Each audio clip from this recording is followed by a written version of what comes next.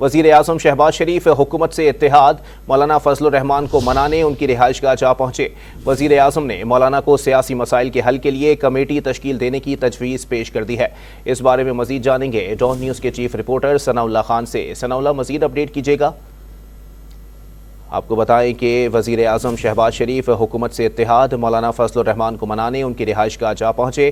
وزیر اعظم نے مولانا کو سیاسی مسائل کے حل کے لیے کمیٹی تشکیل دینے کی تجویز پیش کر دی ہے۔ اس موقع پر وزیر اعظم میاں محمد شہباز شریف کا کہنا تھا کہ مولانا نے ہمیشہ جمہوری اقدار کے لیے پرامن جدوجہد کو فروغ دیا ہے۔ وزیر اعظم شہباز شریف حکومت سے اتحاد، مولانا فضل الرحمان کو منانے ان کی رہائش گاہ جا پہنچے۔ وزیر اعظم نے مولانا کو سیاسی مسائل کے حل کے لیے کمیٹی تشکیل دینے کی تجویز پیش کر دی ہے۔ اس بارے میں مزید جانیں گے ڈان نیوز کے چیف رپورٹر ثناء اللہ خان ہمارے ساتھ موجود ہیں۔ ثناء اللہ، اپڈیٹ کیجیے گا۔ جی، وزیر اعظم آج مولانا فضل الرحمان کے گھر گئے ہیں اسلام آباد میں اور ان سے ملاقات کی ہے۔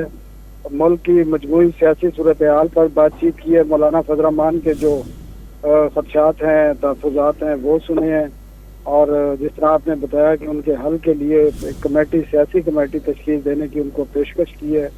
اس کے ساتھ مولانا صاحب کو حکومت کے ساتھ مل کر جو آگے چلنے کی بھی دعوت دی ہے، جس میں مولانا فضل الرحمان کو کہا ہے کہ وہ حکومت کا، اتحادی حکومت کا حصہ بھی بن سکتے ہیں، لیکن مولانا صاحب نے اس حوالے سے کسی قسم کا کوئی جواب نہیں دیا ہے، اور جو کمیٹی بنے گی اس میں یہ تمام معاملات پر بات چیت ہوگی۔ جی، بہت شکریہ ثناء اللہ خان اپڈیٹ کرنے کے لیے۔ اسی پر بات کریں گے، ہمارے ساتھ لائن پر موجود ہیں سینئر تجزیہ کار عارفہ نور صاحبہ۔ عارفہ، ایسے وقت میں جب پی ٹی آئی اور مولانا کے درمیان حکومت مخالف تحریک پر تقریباً مفاہمت ہو چکی ہے، شہباز شریف کی ملاقات کیا معنی رکھتی ہے؟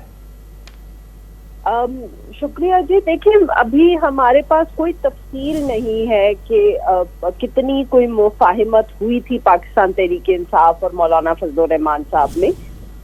پاکستان تحریک انصاف ضرور یہ دعویٰ کر رہی تھی بار بار کہ کچھ اس میں پیش رفت ہوئی تھی، مگر میرا نہیں خیال کہ مولانا فضل الرحمان صاحب یا جے یو آئی سے کی طرف سے کوئی اس طرح کی تفصیل سامنے آئی تھی۔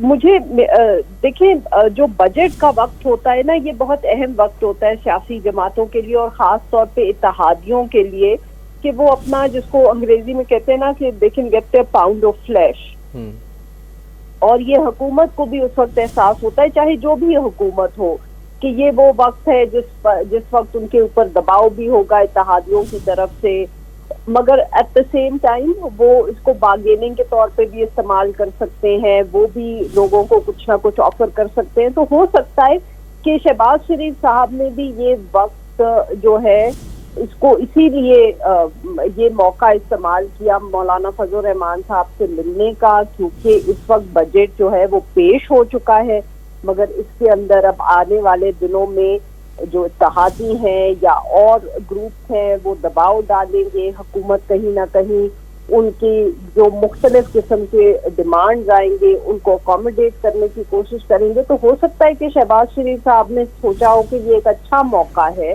مولانا فضل الرحمان صاحب کو سے بات کرنے کا اور یہ معلوم کرنے کا کہ کوئی ایسی چیز ہے جس سے ان کو کنونس کیا جا سکتا ہے۔